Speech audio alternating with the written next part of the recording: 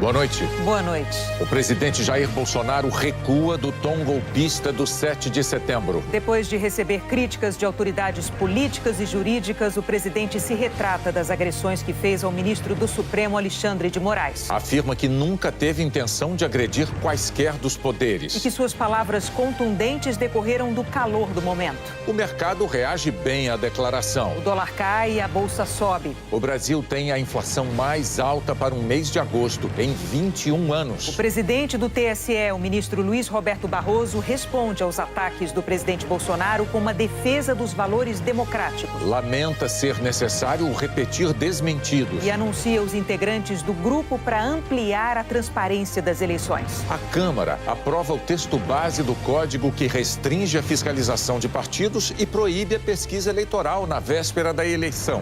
Agora, no Jornal Nacional.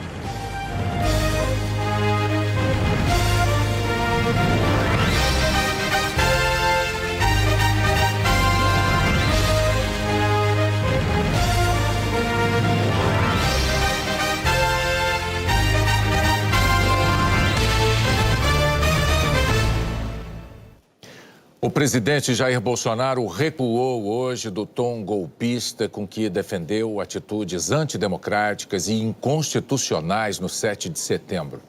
Numa mensagem dirigida aos brasileiros, o presidente afirmou que suas palavras contundentes decorreram do calor do momento.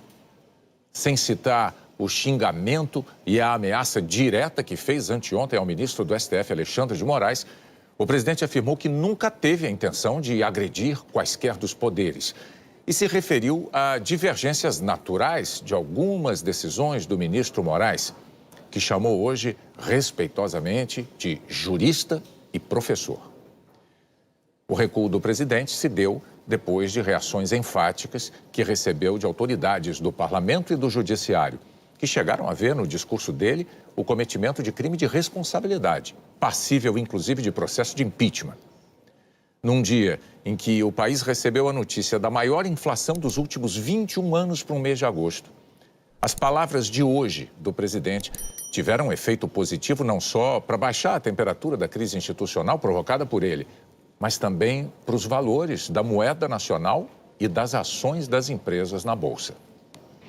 Horas antes de o Planalto divulgar a mensagem do presidente, outro alvo frequente dele reagiu de forma dura e incisiva aos ataques feitos por Bolsonaro à Justiça Eleitoral na terça-feira. O ministro do STF e presidente do Tribunal Superior Eleitoral. Luiz Roberto Barroso começou o seu pronunciamento na abertura da sessão do TSE, lamentando a necessidade de voltar a fazer desmentidos. Já começa a ficar cansativo no Brasil ter que repetidamente desmentir falsidades para que não sejamos dominados pela pós-verdade, pelos fatos alternativos, para que a repetição da mentira não crie a impressão de que ela se tornou verdade. É muito triste o ponto a que chegamos. Em seguida, Luiz Roberto Barroso traçou um panorama de nações em que a democracia vive momento delicado.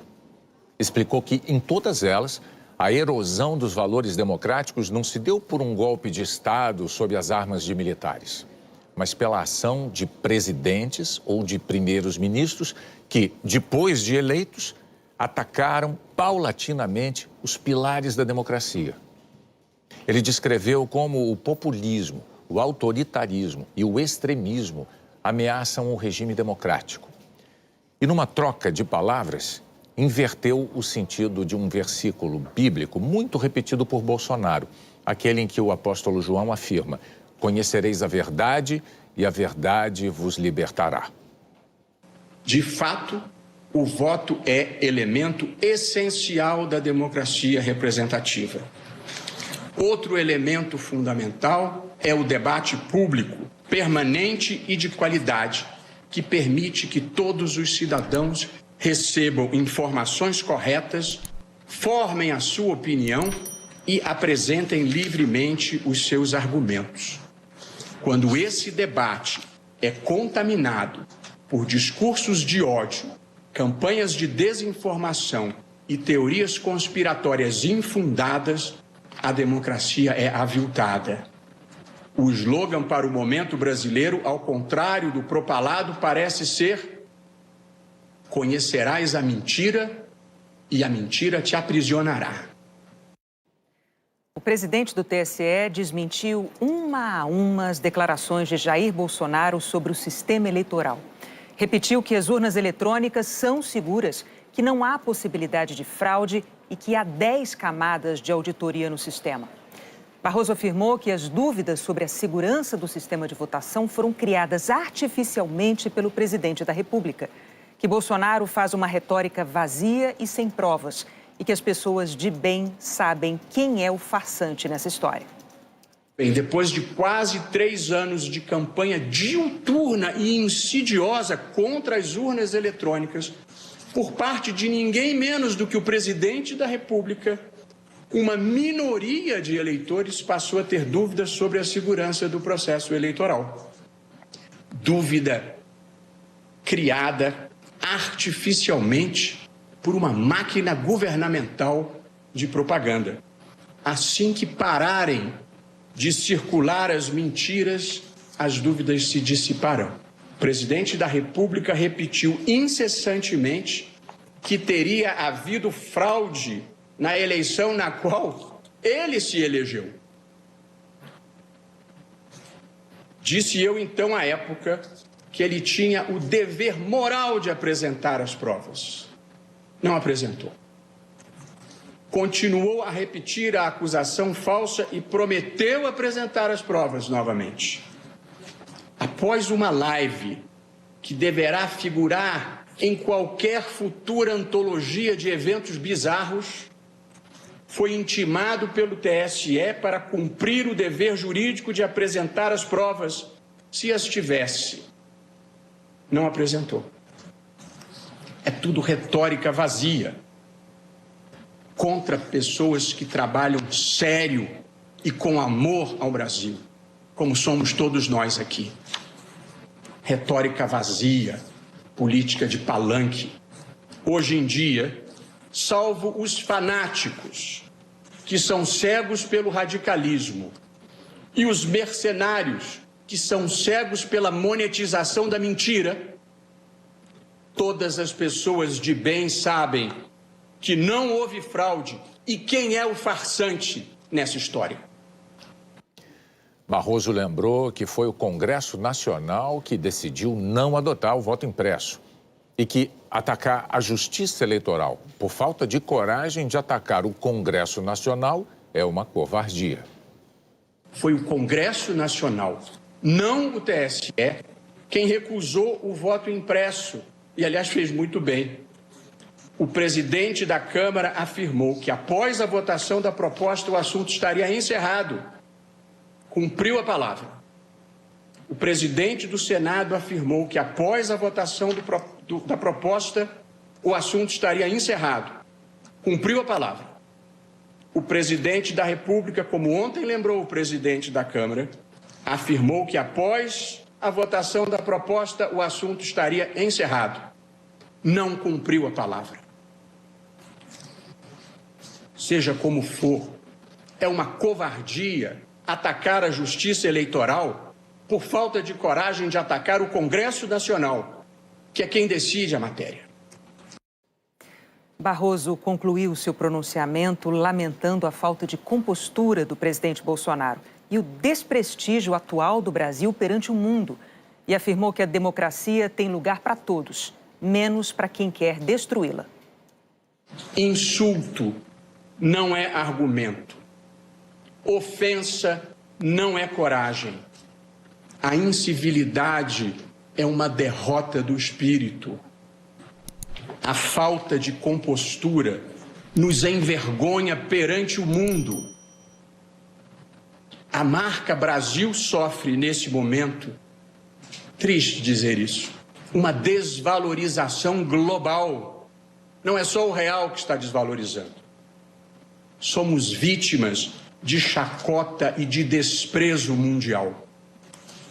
Um desprestígio maior do que a inflação, do que o desemprego, do que a queda de renda, do que a alta do dólar, do que a queda da bolsa, do que o desmatamento da Amazônia, do que o número de mortos pela pandemia, do que a fuga de cérebros e de investimentos. Mas pior que tudo, a falta de compostura nos diminui perante nós mesmos. Não podemos permitir a destruição das instituições para encobrir o fracasso econômico, social e moral que estamos vivendo. A democracia tem lugar para conservadores, liberais e progressistas.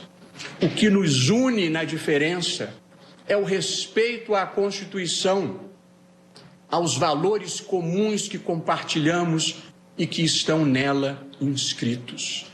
A democracia só não tem lugar para quem pretenda destruí-la. Com a bênção de Deus, Deus de verdade, do bem, do amor, do respeito ao próximo, com a bênção de Deus e a proteção das instituições, um presidente eleito democraticamente pelo voto popular tomará posse no dia 1º de janeiro de 2023. Assim será. Essa manifestação do presidente do TSE veio se somar à resposta dura divulgada ontem pelo presidente do Supremo Tribunal Federal, Luiz Fux, e a outras tantas críticas que partiram do meio jurídico e do meio político. As falas de Bolsonaro, na terça-feira, fizeram subir a temperatura da crise institucional, a ponto de aquecer o debate sobre a possibilidade de um processo de impeachment. Foi nesse clima de alta tensão que Bolsonaro decidiu se encontrar com um ex-presidente da República. Quem tem os detalhes é Adélis Ortiz. As tratativas começaram ontem. O presidente Jair Bolsonaro convidou o ex-presidente Michel Temer para vir a Brasília. Havia um sentido de urgência, tanto que Bolsonaro mandou o avião presidencial número 2 ir a São Paulo buscar Temer. Segundo Michel Temer, antes de embarcar para Brasília, ele disse a Bolsonaro que levaria um esboço do que seria um manifesto de pacificação. Antes disso, Temer já havia ligado para o ministro do Supremo Tribunal Federal, Alexandre de Moraes, de quem é amigo. Moraes foi ministro da Justiça de Temer e foi indicado por ele à vaga de ministro do Supremo. O ex-presidente chegou a Brasília por volta das 11 da manhã. A conversa durou algumas horas. O advogado-geral da União, Bruno Bianco, também foi chamado. Constitucionalista, Temer disse a Bolsonaro que não era possível manter esse clima de confronto com o Poder Judiciário. Hoje, intermediado por Temer, Bolsonaro falou com Alexandre de Moraes por telefone. Foi uma conversa rápida, onde Bolsonaro não pediu desculpas. Segundo o próprio Temer, foi um diálogo institucional, um gesto pensando no Brasil. Ainda segundo Michel Temer, Bolsonaro concordou com o texto da conciliação, apenas pediu para fazer 2 alterações. E assim que o manifesto foi divulgado oficialmente na página da Presidência da República na internet, Temer ligou para o presidente do Supremo, Luiz Fux. Horas depois do encontro com Temer e das ligações telefônicas, o Palácio do Planalto divulgou a mensagem do presidente Bolsonaro à nação. Sem mencioná-las diretamente, o presidente se retratou das agressões que fez ao ministro do Supremo, Alexandre de Moraes. Na terça-feira, em Brasília, Bolsonaro disse que o chefe do Poder Judiciário, no caso Luiz Fux, tinha que enquadrar o ministro e que Moraes tinha que pedir para sair. Em São Paulo, aos gritos, o presidente chegou a xingá-lo e a dizer que não cumpriria mais decisões judiciais do ministro. Hoje, Bolsonaro se referiu a Alexandre de Moraes de forma bem diferente e respeitosa, como jurista e professor. A mensagem de Bolsonaro à nação é a seguinte: no instante em que o país se encontra dividido entre instituições, é meu dever como presidente da República vir a público para dizer: nunca tive nenhuma intenção de agredir quaisquer dos poderes. A harmonia entre eles não é vontade minha, mas determinação constitucional que todos, sem exceção, devem respeitar. Sei que boa parte dessas divergências decorrem de conflitos de entendimento acerca das decisões adotadas pelo ministro Alexandre de Moraes no âmbito do inquérito das fake news. Mas na vida pública, as pessoas que exercem o poder não têm o direito de esticar a corda a ponto de prejudicar a vida dos brasileiros e sua economia. Por isso, quero declarar que minhas palavras, por vezes contundentes, decorreram do calor do momento e dos embates que sempre visaram o bem comum. Em que pesem suas qualidades como jurista e professor, existem naturais divergências em algumas decisões do ministro Alexandre de Moraes. Sendo assim, essas questões devem ser resolvidas por medidas judiciais que serão tomadas de forma a assegurar a observância dos direitos e garantias fundamentais previstos no artigo 5º da Constituição Federal. Reitero meu respeito pelas instituições da República, forças motoras que ajudam a governar o país. Democracia é isso: executivo, legislativo e judiciário trabalhando juntos em favor do povo e todos respeitando a Constituição. Sempre estive disposto a manter diálogo permanente com os demais poderes pela manutenção da harmonia e independência entre eles. Finalmente, quero registrar e agradecer o extraordinário apoio do povo brasileiro com quem alinho meus princípios e valores e conduzo os destinos do nosso Brasil. Essa declaração do presidente provocou uma mudança de rumo no mercado financeiro. O principal índice da Bolsa de Valores brasileira, que ontem registrou a maior perda desde março e que hoje também operava em baixa, passou a subir depois da divulgação do texto. No fim do pregão, a Bolsa terminou em alta de 1,72%. A cotação do dólar comercial caiu quase 2%. Fechou em R$ 5,22. Numa rede social, o presidente do Senado, Rodrigo Pacheco, disse que a nova declaração do presidente Bolsonaro vai ao encontro do que a maioria dos brasileiros espera. Pacheco reforçou que o Brasil precisa de respeito entre os poderes, obediência à Constituição e trabalho árduo em favor do desenvolvimento do país. Na Câmara, o vice-presidente, deputado Marcelo Ramos, do PL, disse que há um país real muito sofrido, esperando capacidade de enfrentar o desemprego, a fome e a inflação. E que se o recuo do presidente servir para esses objetivos, vamos em frente. O Brasil teve a inflação mais alta para um mês de agosto em 21 anos. O índice de inflação surpreendeu. Ficou em 0,87% em agosto, acima do esperado pelos economistas. E um peso no bolso da Fabiana, que faz comida para fora. Eu comprava peito de frango por R$ 9,00. O mais barato agora é 13, 14. A inflação acumulada em 12 meses ficou em 9,68%, perto de 10%, muito longe da meta estabelecida pelo Banco Central e bem acima do teto da meta. Em 8 das 16 localidades onde o IBGE faz coleta de preços, a inflação já está em 2 dígitos. Qualquer declaração que contribua para aumentar a incerteza na economia brasileira, ela aumenta a probabilidade da gente ter desvalorizações cambiais. Então, esse ambiente de incerteza, né, piorado com o último 7 de setembro, pode trazer uma persistência maior para a inflação nos próximos meses. Segundo o IBGE, em agosto, a inflação se espalhou e atingiu mais produtos e serviços. 8 dos 9 grupos pesquisados tiveram alta. O que mais teve impacto foi o dos transportes, puxado pelo aumento da gasolina, seguido pela alimentação, que não parou de subir, e pela habitação, por causa do preço da energia elétrica. Os números do IBGE mostram que a inflação é ainda mais alta para quem ganha menos. O índice que mede o custo de vida de quem recebe até 5 salários mínimos foi de 0,88% em agosto. Nos últimos 12 meses, o INPC já chega a 10,4%. A inflação dos mais pobres, né, dos mais humildes, infelizmente, ela vai ser mais alta esse ano pela sua composição, onde você tem ainda alta de alimentos e principalmente alta desses preços administrados, combustíveis, gás de botijão e energia elétrica. No mercado, a Fabiana se acostumou a deixar de fora produtos básicos. O tomate está bem caro. Tem que pesquisar. porque senão você entra com R$100 e sai com 2 bolsinhas lá. A quinta-feira começou com grande expectativa sobre uma paralisação de caminhoneiros em apoio ao governo Bolsonaro. No fim do dia, segundo o governo, não havia mais bloqueios. Numa gravação de áudio, o presidente Bolsonaro pediu que eles liberassem as rodovias. No áudio, o presidente diz que os bloqueios atrapalham a economia. Fala para os caminhoneiros aí que são nossos aliados, mas esses bloqueios aí atrapalham a nossa economia.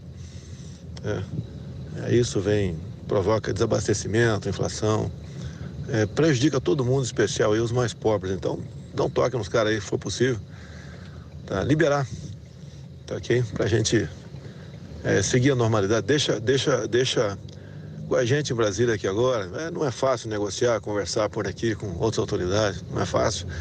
Mas a gente vai fazer a nossa parte aqui, vamos buscar uma solução para isso, tá, ok? E aproveita aí, em meu nome, dá um abraço a todos os caminhoneiros aí. Valeu. No fim da manhã, as estradas começaram a ser liberadas, mas ainda havia bloqueios em alguns estados. À tarde, Bolsonaro se reuniu com um grupo de caminhoneiros autônomos e deputados no Palácio do Planalto. A expectativa era de que as negociações acabassem com todos os protestos. Mas na saída, os caminhoneiros disseram que o presidente Jair Bolsonaro não fez qualquer pedido sobre o fim da paralisação e reforçaram as críticas aos ministros do Supremo Tribunal Federal. Questionados se a alta no valor do diesel fazia parte das reivindicações, os caminhoneiros disseram que o assunto não entrou em discussão. Enquanto isso, a esplanada dos ministérios segue interditada pelo 5º dia consecutivo. Os caminhões estão na frente do Congresso Nacional. Há barreiras da polícia impedindo o acesso deles à Praça dos Três Poderes, onde ficam o Palácio do Planalto e o Supremo Tribunal Federal. No protesto, há faixas com ataques ao STF e pedindo a destituição dos ministros. Outras defendem intervenção militar, o que é inconstitucional. No fim do dia, segundo o Ministério da Infraestrutura, a Polícia Rodoviária Federal registrou pontos de concentração de caminhoneiros em 10 estados, mas nenhuma interdição em rodovias federais. Mais da metade na região sul. Hoje a Polícia Federal localizou o caminhoneiro Marcos Antônio Pereira Gomes num hotel no México. Ele está foragido desde a semana passada, quando o ministro do Supremo, Alexandre de Moraes, mandou prendê-lo por envolvimento na organização de atos antidemocráticos. O nome de Marco Antônio foi incluído na lista da Interpol.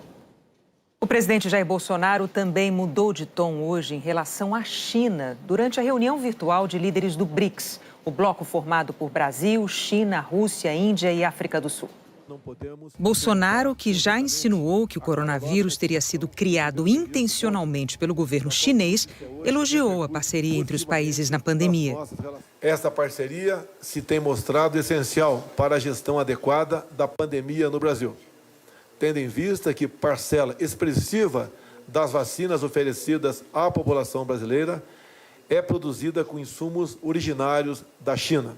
Em diversas ocasiões, o presidente questionou a eficácia da Coronavac, vacina desenvolvida no país asiático e produzida no Brasil pelo Instituto Butantan.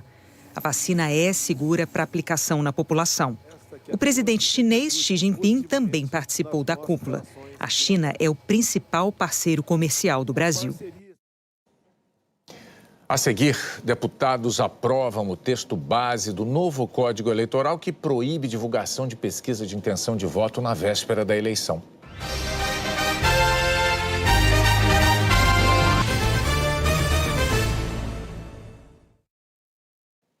O tenista brasileiro Bruno Soares está na final de duplas do Aberto dos Estados Unidos.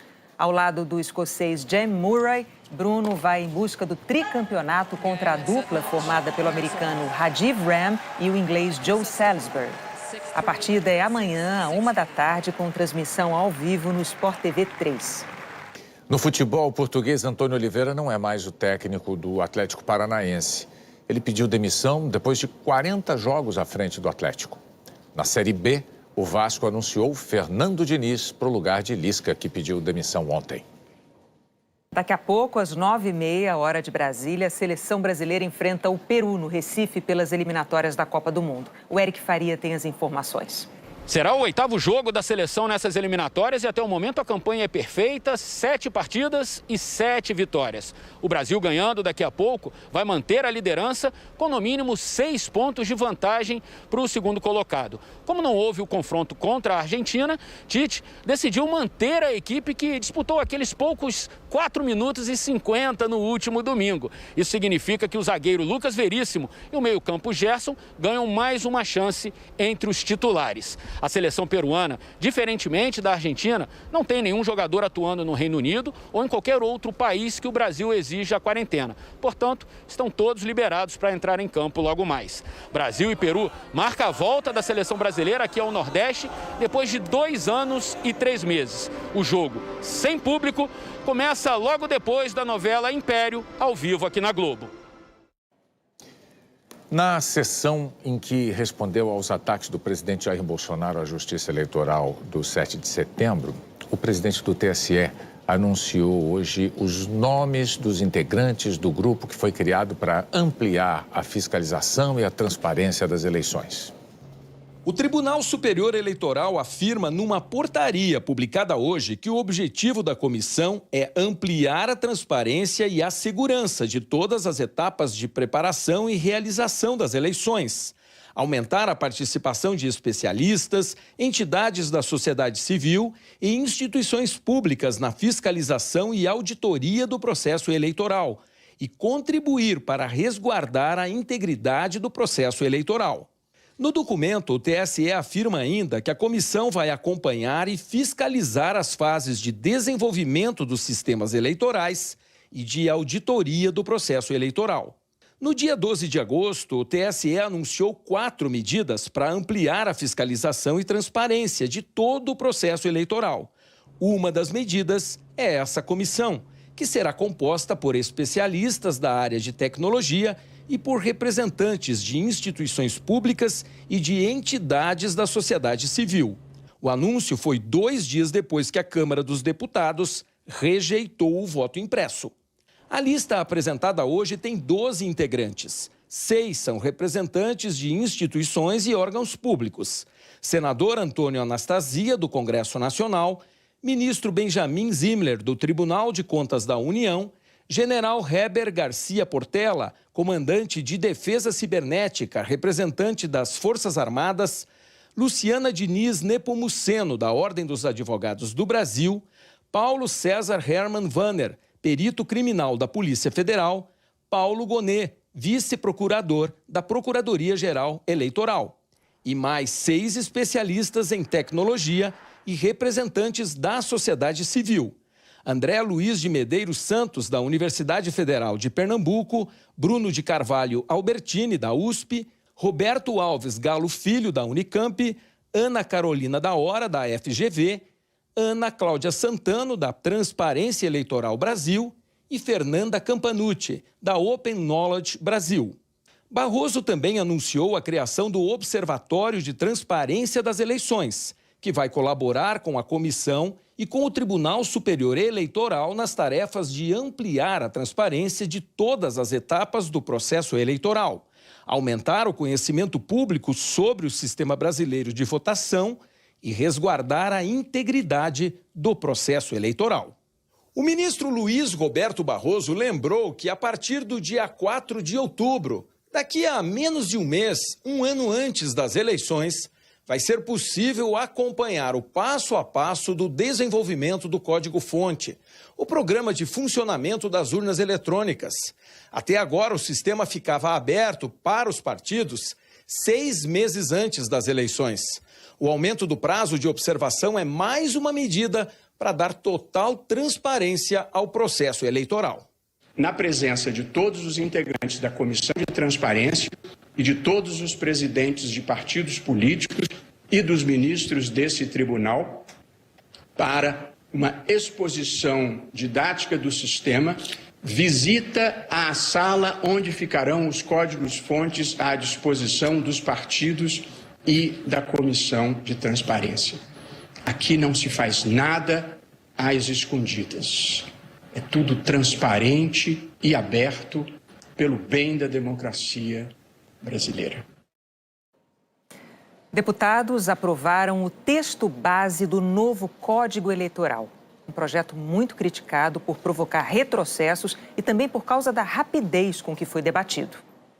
A sessão começou com deputados tentando adiar a votação. A estratégia não deu certo. O projeto tem 898 artigos que, se aprovados, passarão a reunir toda a legislação eleitoral e partidária num único código. Nossa intenção é diminuir substancialmente a indesejada judicialização das questões político-eleitorais. Alguns pontos do projeto são criticados por juristas e parlamentares, como que estabelece o fim do sistema próprio da justiça eleitoral para fiscalizar as contas partidárias e o que proíbe a divulgação das pesquisas eleitorais na véspera e no dia da eleição, como é hoje, e ainda obriga os institutos a informar o percentual de acerto das pesquisas realizadas nas últimas 5 eleições. Segundo este especialista, a mudança é uma espécie de censura. Com esse tipo de proibição, o eleitor vai estar menos informado e, portanto, haverá aí uma chance muito maior, né, desse eleitor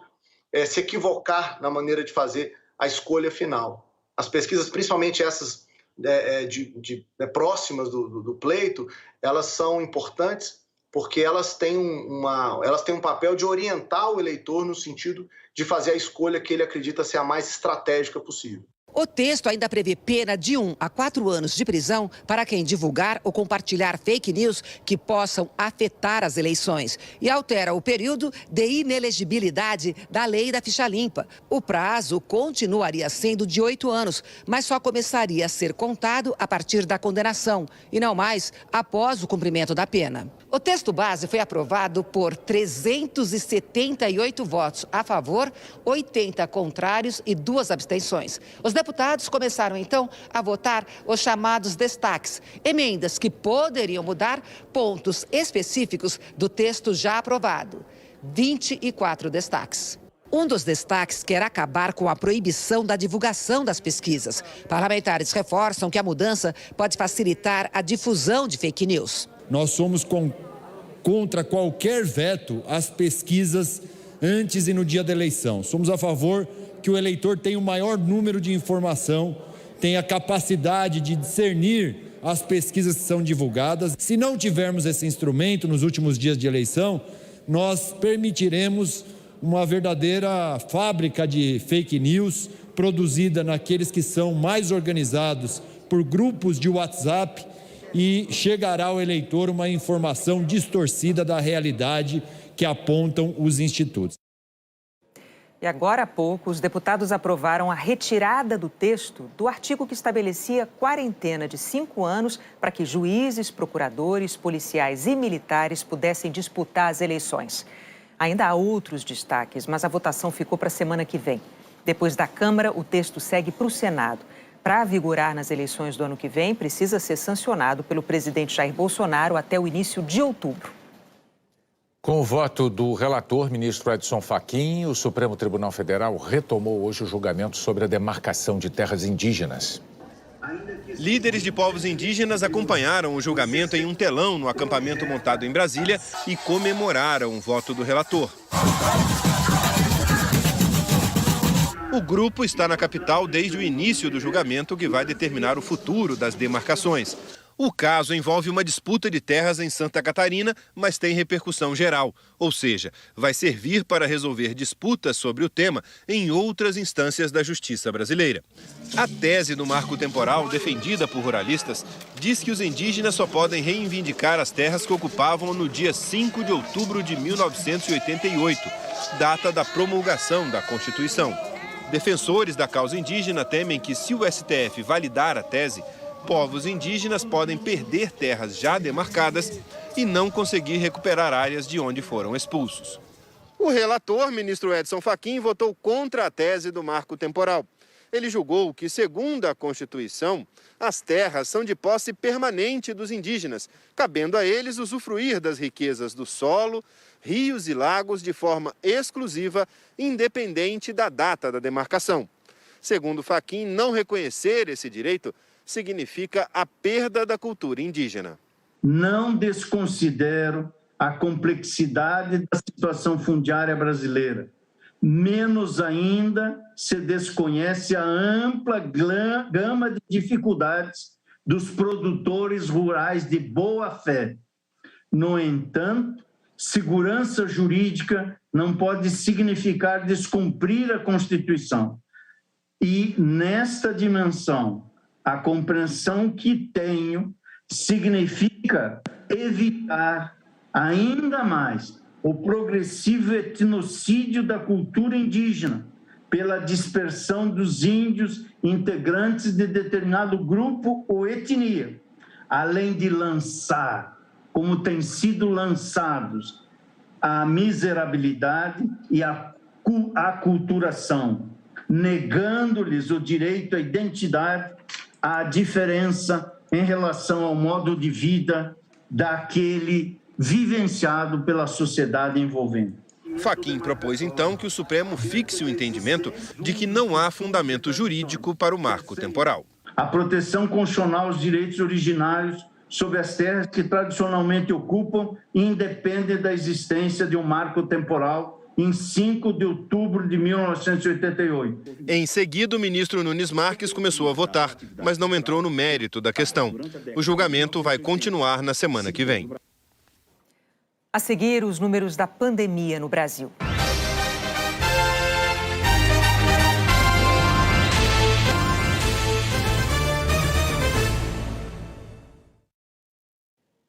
Morreu hoje no Rio o acadêmico Tarcísio Padilha, membro da Academia Brasileira de Letras. Vítima da Covid, o filósofo e professor tinha 93 anos. Tarcísio Padilha foi presidente da ABL de 2000 a 2001 e recebeu várias condecorações e prêmios em reconhecimento à sua obra. Por causa da pandemia, não vai haver velório. O presidente da ABL, Marco Lucchesi, disse que a academia perdeu uma de suas figuras mais queridas e admiradas. O governo de São Paulo afirmou que faltam vacinas da AstraZeneca para a aplicação da segunda dose no estado e que o Ministério da Saúde deveria ter enviado 1 milhão de doses. O Ministério da Saúde negou estar devendo vacinas a São Paulo e declarou que o estado usou como primeira dose imunizantes que deveriam ter sido guardados para a segunda dose, contrariando o Plano Nacional de Imunizações. A Secretaria Estadual de Saúde de São Paulo retrucou, dizendo que executou o plano de vacinação com base nas perspectivas de entregas de doses publicadas no site do Ministério da Saúde e que o Ministério diversas vezes falhou nas entregas programadas. O Fábio Turci traz agora os números da vacinação e da pandemia reunidos pelo consórcio de veículos da imprensa. Fábio, boa noite. Boa noite, Renata, Bonner, boa noite para todos.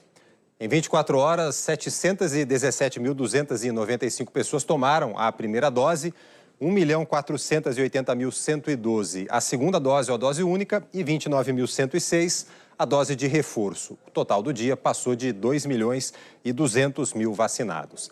A primeira dose foi aplicada até agora em mais de 136 milhões de pessoas, 64,10% da população.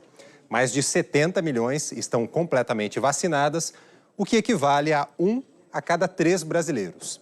A proteção máxima da vacina só vem 2 semanas depois da segunda dose ou da dose única. 50.577 pessoas já receberam a dose de reforço, 0,02% da população.